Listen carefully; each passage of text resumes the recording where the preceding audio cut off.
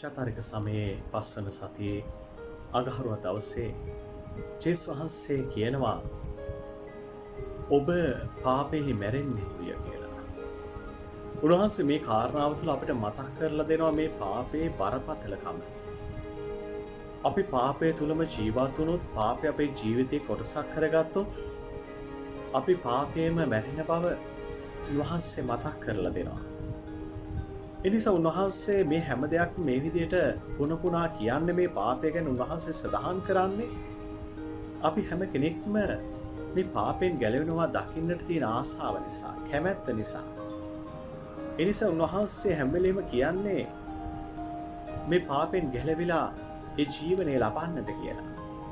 එනිසා ප්‍රියතර සහෝදර සහෝදරනි, මේ චාරිකය අපි යොමු කළේ මෙන්න මෙතනටයි.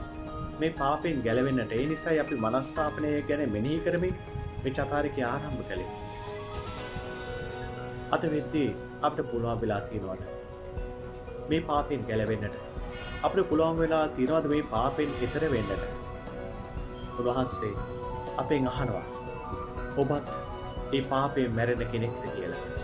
එනිසා අපි මේ පාපයෙන් මැරෙන කෙනෙක් නම මේ පාපේ මරා දාලා උත්ථාන වෙන අලුත් ජීවිතයක් ලබන කෙනෙක් බවට පත් වෙනවා.